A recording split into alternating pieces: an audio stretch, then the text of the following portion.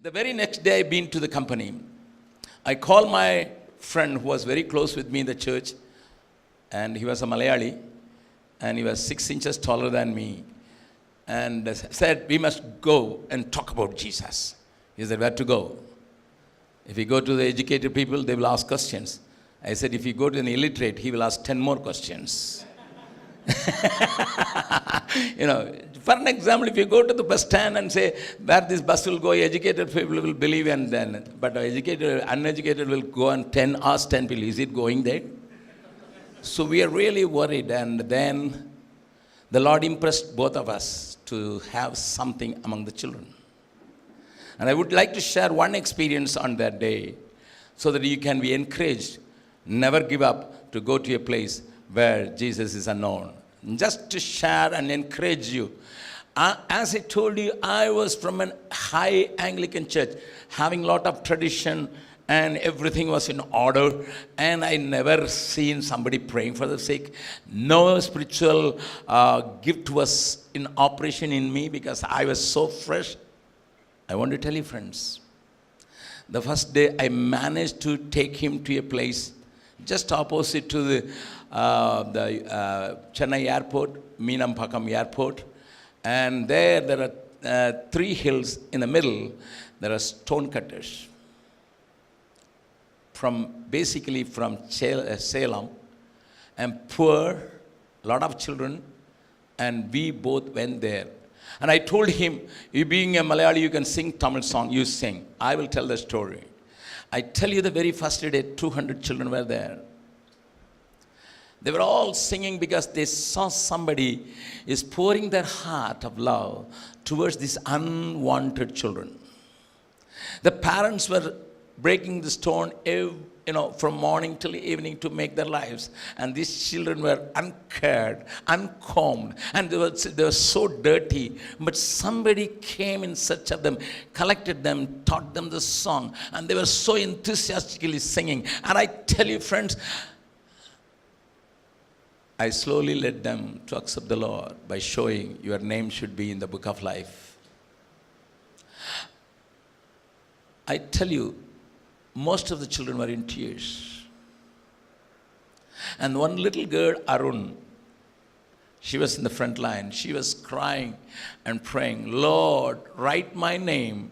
My name is A-R-U-N, Arun. She was spelling the name. It gripped my heart. Yes, it is possible to touch the lives of people, those who never heard the gospel before. It is possible to win people very easily if we share the love of God and the work of the cross to these people. That was the beginning of my ministry. I was still working in the company, and that day one important thing taken place. I wanted to share that experience also so that you can feel that you need extra power to enter the power which is working outside. We were packing up our things and wanted to go, and we told the children that we will be back on Saturday. And one 9-year girl came, and she was pleading, holding my hand, pleading, Uncle, can you come and pray for my mother? I said, what for? She's demon-possessed and screaming, beating his chest, and she was frightening me. I never had an experience like that. I looked up my friend. He said, I don't understand. I understand only Malayalam.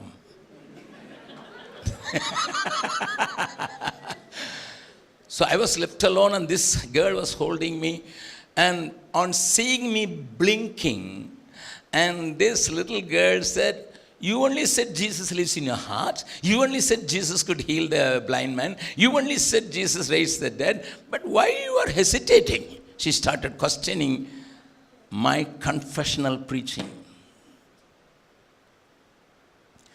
Just to manage the situation. Because I was a babe on that day, one day only old. And I said, next week we'll come. We'll pray. Easy way of escapism. Then immediately she said, if my mother would die in the meantime, who is answerable? So I was following her. I was pulling my friend also. It was a small hut having 3.5 feet door. And he, being a tall man, he said, one is out. Then she led me into a dark place. It was packed with smoke. A little lamp was there. It was packed with smoke because the lamp was burned by the mobile oil. They were very poor. So it was so clouded with the smoke.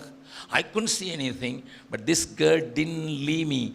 She took my hand and put it on the screaming mother, and the scream was horrible. And she put my hand on the lady. Out of fear, I shouted, Jesus! Not because of prayer. Out of fear, I shouted, and the devil left.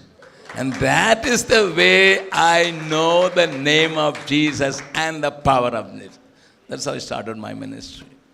And that led me to start 800 children a week, and it's a long story.